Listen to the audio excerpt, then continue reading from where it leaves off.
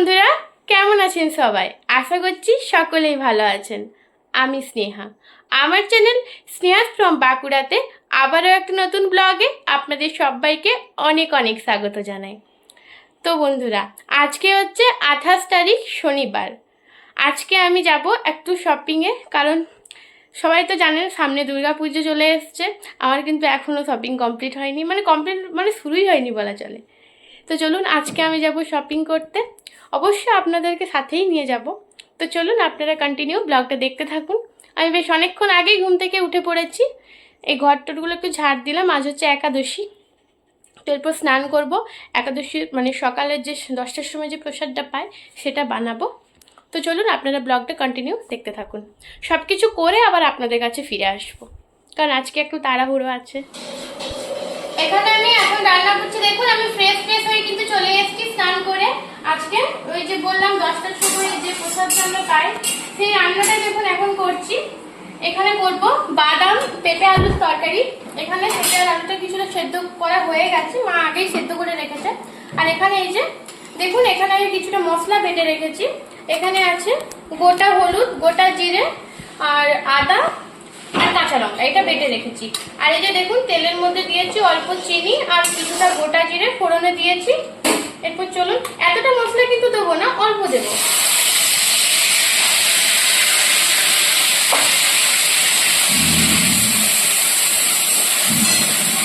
আর অল্প লাগবে, যেহেতু সবজিটা অনেকটা আছে ওই জন্য এই মশলাটা এটাই হয়ে যাবে, আর লাগবে না।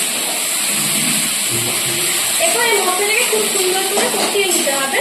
আপনারা চাইলে এখানে একটু টমেটো দিতে পারেন, বাট আমি দিচ্ছি না, কারণ আমাদের কাছে এর মধ্যে নেই। মশলাটা কিন্তু সুন্দর করে ভাজা হয়ে গেছে, দেখুন পুরো তেল ছিটে এসছে, তার মানে মশলা কিন্তু একদম সুন্দর হয়ে গেছে। এরপর এখানে দিয়ে দেবো আলু থেকে সেদ্ধ করে রাখা পেঁপে আর আলুটা।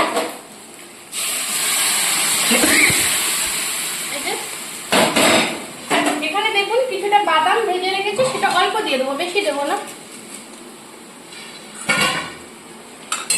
এরপর এটাকে ভালো করে রান্না করে নেবো। এখানে লবণ লাগবে না, যেহেতু আলুটা লবণ দিয়ে সেদ্ধ করা।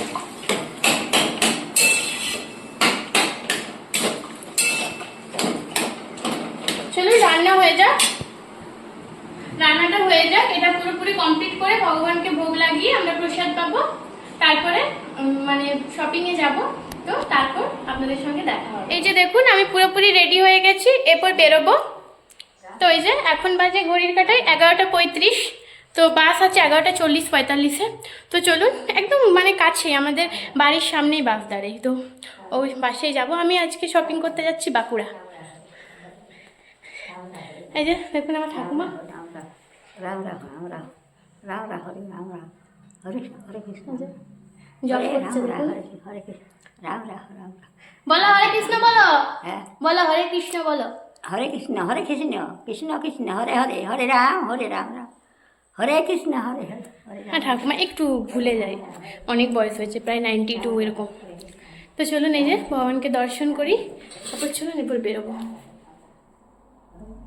আচ্ছা গোপু ভাইয়ের কিন্তু পুজোর শপিং অলরেডি কমপ্লিট। তখনও আমি ব্লগ করতাম না বলে আমি শেয়ার করতে পারিনি। মা আসছি গো, আসবো ওই 6টা বাজবে, 6টা। তো চলো এরপর যাওয়া যাক। এই তো বাঁকুড়া প্রায় ঢুকেই গেছি, অনেকক্ষণ আগেই বাস ছেড়ে দিয়েছিল। এটা হচ্ছে জীবন সুরক্ষা নার্সিংহোম, আশা করি এটা সবাই চেনেন, বাঁকুড়ার একদম ফেমাস একটা নার্সিংহোম। তো চলুন প্রায় চলেই এসেছি জীবন সুরক্ষা থেকে, কিন্তু বাঁকুড়া ডাঙ্গা আশা করি জায়গাটার নাম অনেকেই জানেন, যারা বাঁকুড়া ডিস্ট্রিক্টে থাকেন অবশ্যই তারা জানবেন, আদার্স ডিস্ট্রিক্টেও হয়তো অনেকেই বাঁকুড়ার নাম সবাই জানেন। তো এই তো প্রায় বাঁকুড়া চলেই এসেছি। আমাদের বাড়ি থেকে বাঁকুড়া 40 থেকে 45 মিনিটের রাস্তা, খুব একটা দূরে না।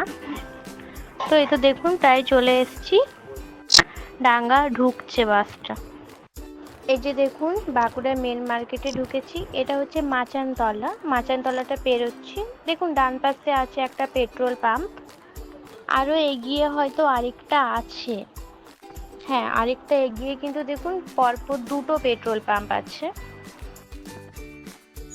এই যে দেখুন ঘড়ির মোড় চলে এসেছি। ডান পাশে জুতোর মানে ভ্যারাইটিস জুতো আর কি এমনি বসেছে অনেকেই জুতো বিক্রি করার জন্য। আর এই যে দেখতে পাচ্ছেন দূরে ঘড়িটা, এই ঘড়ির মোড় সবাই চেনেন, এটা একটা ফেমাস জায়গা তাই না বলুন? বাঁকুড়াতে কিন্তু এটা ফেমাস। তো চলুন, এই যে আমার সাথে এসছে আমার বান্ধবী প্রিয়াঙ্কা। দেখুন বাজারটা কতটা ভিড়, প্রচণ্ড ভিড় ছিল বাজারটা, পুজোর বাজার তো ওই জন্য হয়তো। এমনিতে বাঁকুড়া অবশ্য সবসময়ই ভিড় থাকে। আজকে তাপমাত্রাটাও প্রচণ্ড বেশি ছিল, এত গরম লাগছিল কি আর বলবো। তো চলুন সামনে কিছুটা এগিয়ে যাওয়া যাক, আপনারা দেখতে থাকুন।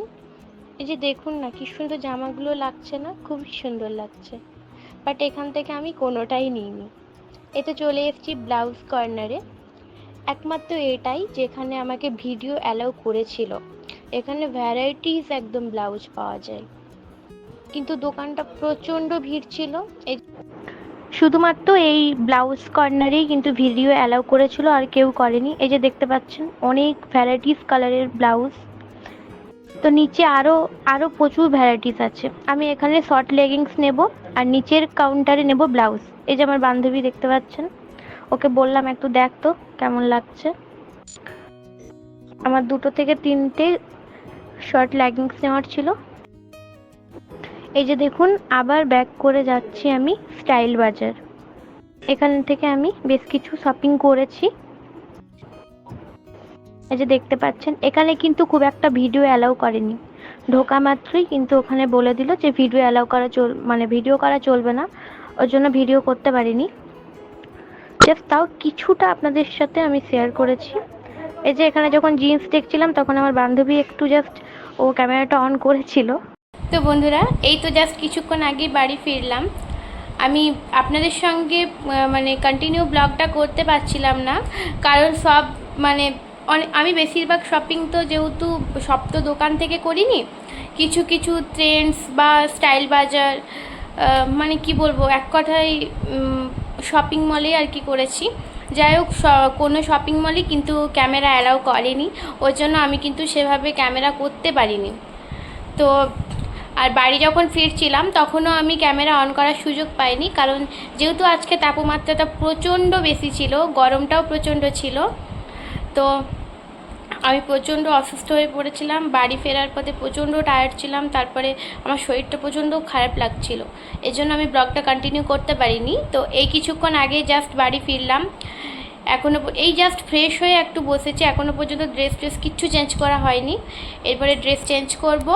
তবে হ্যাঁ, যার কথা না বললেই নয়, আমার সাথে আমার যে বান্ধবীকে আপনারা দেখলেন ওর নাম হচ্ছে প্রিয়াঙ্কা, ও যদি আজকে সাথে না থাকতো হয়তো আমি আজকে শপিং করতেই পারতাম না।